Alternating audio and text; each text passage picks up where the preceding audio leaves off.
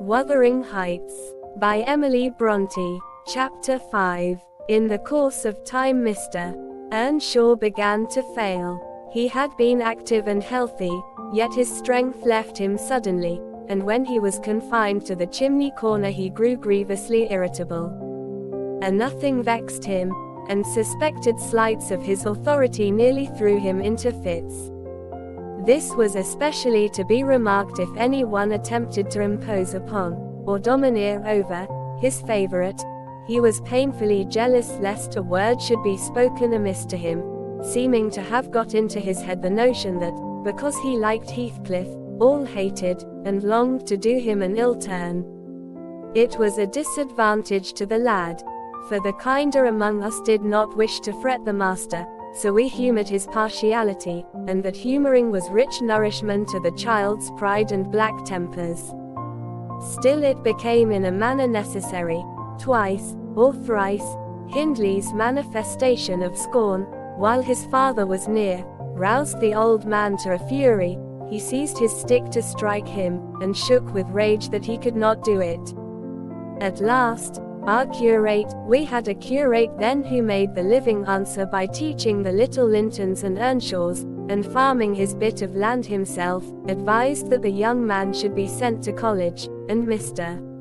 Earnshaw agreed, though with a heavy spirit, for he said, Hindley was naught, and would never thrive as where he wandered.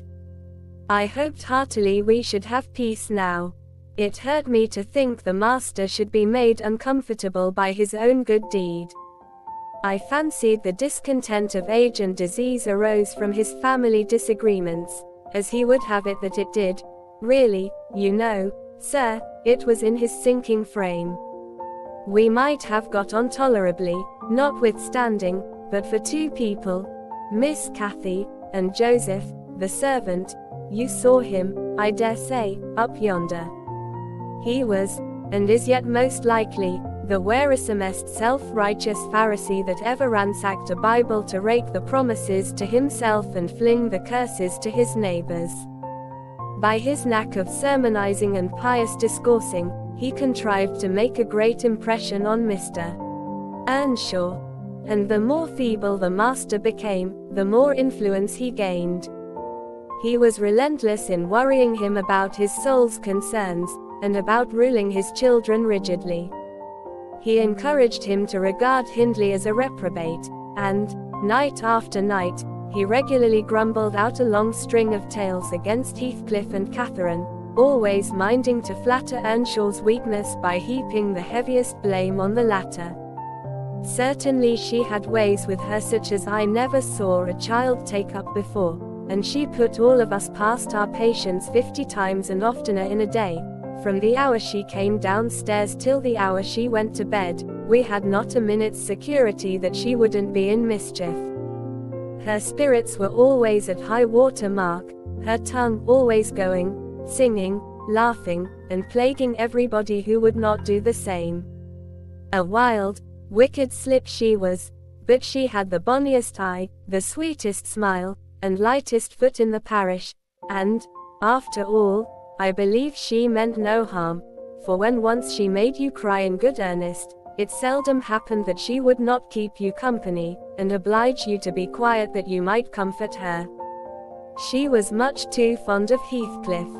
The greatest punishment we could invent for her was to keep her separate from him, yet she got chided more than any of us on his account.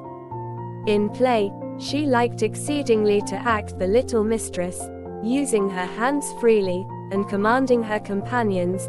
She did so to me, but I would not bear slapping and ordering, and so I let her know.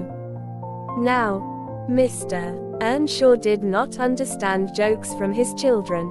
He had always been strict and grave with them, and Catherine, on her part, had no idea why her father should be crosser and less patient in his ailing condition than he was in his prime. His peevish reproofs wakened in her a naughty delight to provoke him.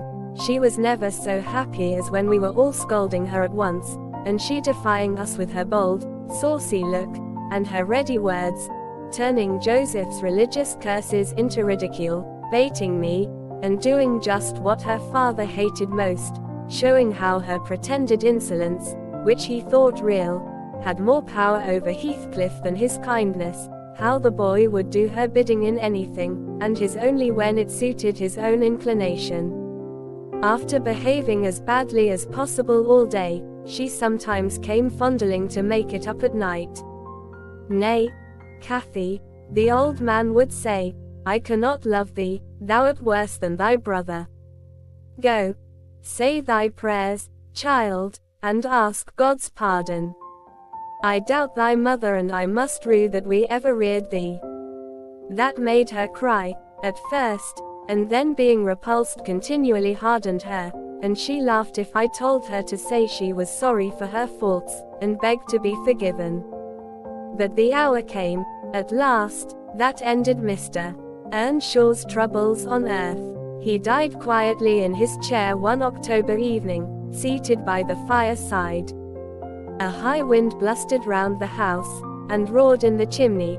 It sounded wild and stormy, yet it was not cold, and we were all together, I, a little removed from the hearth, busy at my knitting, and Joseph reading his Bible near the table, for the servants generally sat in the house then, after their work was done. Miss Cathy had been sick, and that made her still. She leant against her father's knee, and Heathcliff was lying on the floor with his head in her lap. I remember the master, before he fell into a doze, stroking her bonny hair. It pleased him rarely to see her gentle, and saying, "Why canst thou not always be a good lass, Cathy?" And she turned her face up to his, and laughed, and answered, "Why cannot you always be a good man, father?" But as soon as she saw him vexed again, she kissed his hand, and said she would sing him to sleep. She began singing very low, till his fingers dropped from hers, and his head sank on his breast. Then I told her to hush, and not stir, for fear she should wake him. We all kept as mute as mice a full half hour, and should have done so longer, only Joseph, having finished his chapter, got up and said that he must rouse the master for prayers and bed. He stepped forward, and called him by name, and touched his shoulder, but he would not move, so he took the candle and looked at him. I thought there was something wrong as he set down the light, and seizing the children each by an arm, whispered them to frame upstairs, and make little din, they might pray alone that evening, he had summat to do. "I shall bid father good night first," said Catherine, putting her arms round his neck, before we could hinder her. The poor thing discovered her loss directly. She screamed out, "Oh, he's dead, Heathcliff. He's dead," and they both set up a heart-breaking cry. I joined my wail to theirs, loud and bitter, but Joseph asked what we could be thinking of to roar in that way over a saint in heaven. He told me to put on my cloak and run to Gimmerton for the doctor and the parson. I could not guess the use that either would be of, then.